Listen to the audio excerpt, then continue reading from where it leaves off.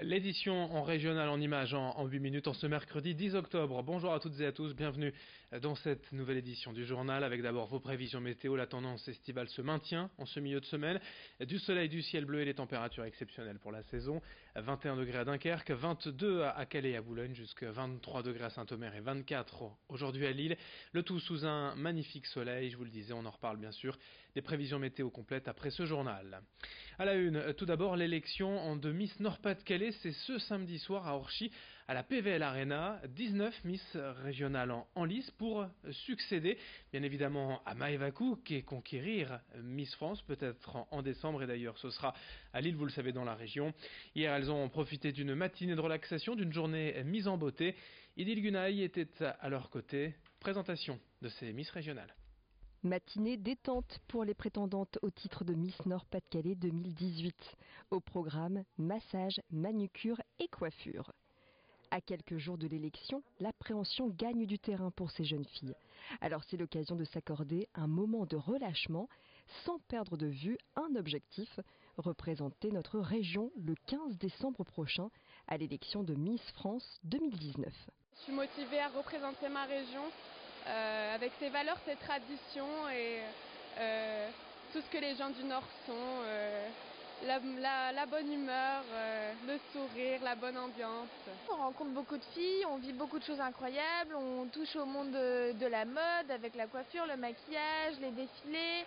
On voyage cette année, la Miss Nord-Pas-de-Calais va voyager à l'île Maurice avec les 30 autres candidates. Et vraiment c'est une super belle aventure à passer, c'est une fois dans sa vie, il faut profiter du moment et chaque instant. Je pense que c'est plutôt un avantage d'avoir 3 Miss France et une Miss Univers, et peut-être bientôt une Miss Monde avec Maëva Cook qui va nous représenter le 8 décembre prochain. Et du coup je me dis que c'est 3 fois plus de conseils de Miss France et de Miss Univers. Lors de cette semaine de préparation, les 19 candidates passent entre les mains des élèves de cette école de coiffure et d'esthétique. La directrice des lieux est une habituée du concours. Également membre du jury à l'élection de Miss Nord-Pas-de-Calais, elle a vu passer Maëva, Iris et Camille. Elles ont toutes entre eux, je dirais, 19 et 22 ans. Toutes le même rêve et les mêmes paillettes dans les yeux, puisque quand même on a eu Camille, Iris et Maëva. C'est un bonheur et une fierté, parce qu'elles sont passées dans les mains de mon école aussi, puisqu'on les a préparées vraiment jusqu'à Miss France. C'est tout le mal qu'on souhaite d'ailleurs à toutes ces jeunes filles. J'espère qu'elles iront au bout de leur rêve le plus loin possible.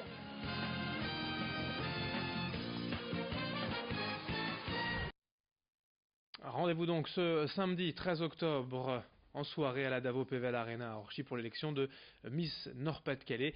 La gagnante sera bien évidemment notre invitée dès lundi pour faire sa rencontre. L'actualité sociale également dans ce journal avec la première journée de mobilisation syndicale depuis la rentrée.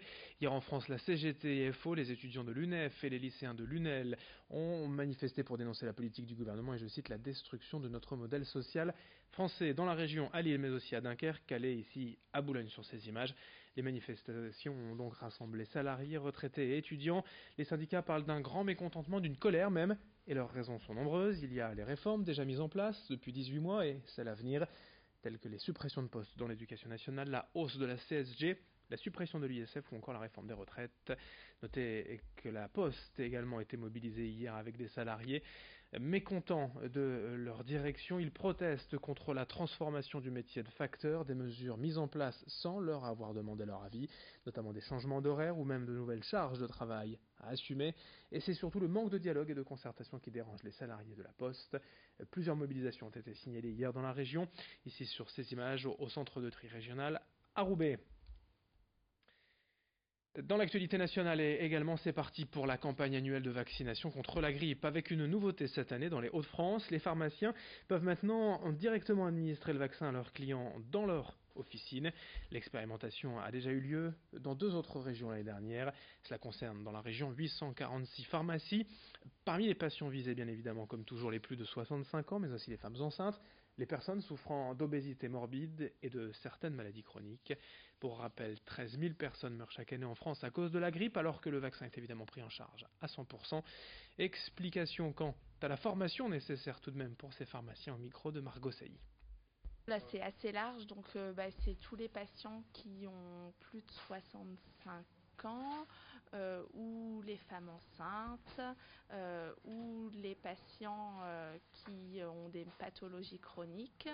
Les enfants peuvent être également vaccinés, mais pas chez le pharmacien. Nous, on ne peut pas vacciner les patients qui ont moins de 18 ans, ainsi que les patients qui ont présenté une allergie à un vaccin auparavant ou qui sont allergiques à l'œuf, parce qu'il y a des protéines d'œufs qui peuvent être contenues dans les vaccins. On a vraiment commencé hier, on a vacciné 8 personnes pour l'instant. Les patients sont très contents, ça s'est très bien passé.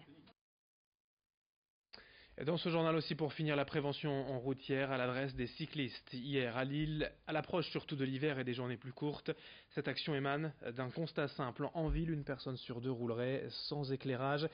Et en France, l'an dernier, 173 cyclistes sont décédés sur les routes. Ce chiffre est d'ailleurs en hausse puisqu'il y a un réel développement du vélo en ville.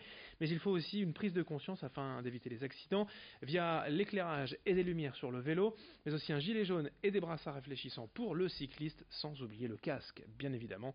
Explication d'un responsable de la prévention routière au micro de Margot Sailly. Eh bien, malheureusement, en 2017, nous avons eu à déplorer en France 173 décès de cyclistes, une augmentation par rapport à 2016.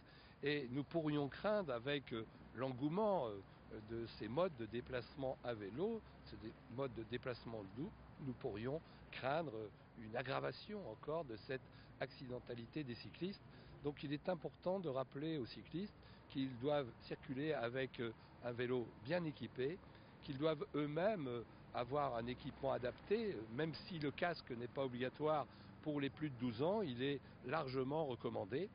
Et donc nous rappelons ces conseils, nous rappelons que beaucoup de dispositions du code de la route s'appliquent aux cyclistes et qu'il est bon aussi non seulement d'être vu, mais de respecter les règles, en particulier de ne pas circuler sur les trottoirs et d'indiquer son changement de direction en tendant le bras. Voilà, beaucoup de règles qui sont négligées ou oubliées. Fin de cette édition régionale, à suivre dans un instant en votre édition locale et d'autres infos bien sûr. Merci de votre fidélité, très belle journée à toutes et à tous.